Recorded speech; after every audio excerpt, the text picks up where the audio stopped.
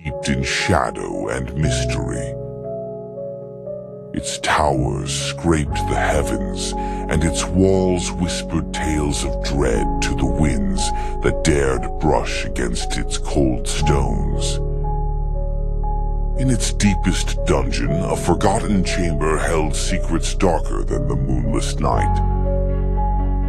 Lord Victor Dragonov, the Lord of Castle Nocturne, was a vampire of ancient lineage. His eyes glowed with the eerie light of immortality, and his presence exuded a terrifying majesty.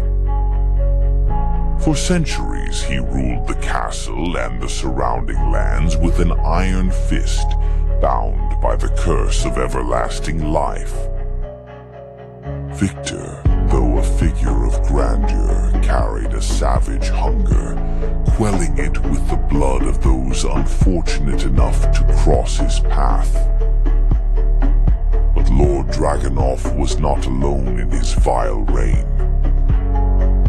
Hidden within the blackened heart of the castle, cloaked in an aura of malevolence, dwelled his sister, Lady Isolde.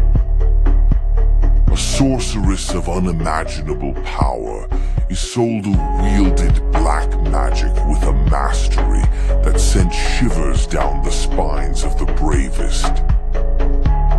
She too was bound by the curse of undeath, her beauty frozen in time like an exquisite statue of pure malice. It was said that Isolde's powers grew stronger under the shadow of the blood moon, a rare celestial event that turned the night sky to a menacing red. On such a night, the unwitting fool would be wise to stay away from the castle's silhouette against the horizon. One fateful night, a group of travelers, lost and weary, noticed the foreboding outline of Castle Nocturne through the murky mist. Seeking refuge, they ventured towards the monumental gates, oblivious to the terrors within.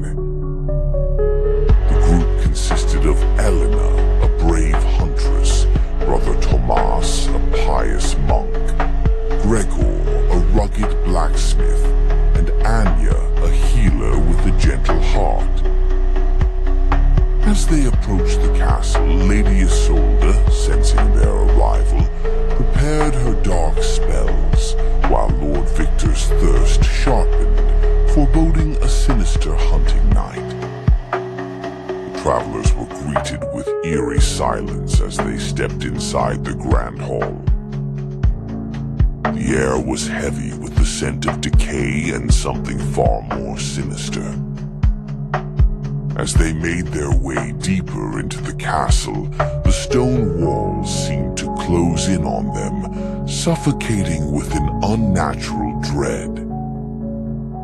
Suddenly the torches flickered and died, casting them into impenetrable darkness. Lady Isolde emerged from shadows, her eyes burning with an unholy light. "Welcome, lost souls," she hissed, her voice like velvet laced with poison. "You shall now entertain the lords of this castle." Brother Thomas, summoning his faith, held out his crucifix, but Isolde only laughed, a sound like shattered glass. With a wave of her hand, she bound him in chains of shadow that tightened with every futile prayer. Gregor charged forward with his hammer, but Victor appeared from thin air, catching the weapon with a grip of iron. With monstrous strength, Victor threw Gregor across the room, rendering him unconscious upon impact. Elena, fierce and unyielding, loosed arrows from her silver-tipped bow, but they bounced harmlessly off Isolde's protective magic. Anya, trembling, closed her eyes and began chanting an ancient incantation taught to her by her grandmother. Unfamiliar with the forces she invoked, she inadvertently drew upon the surrounding darkness, creating a shield that protected her from Victor's intent to feast on her blood. A chilling silence ensued as the air crackled with dark energy.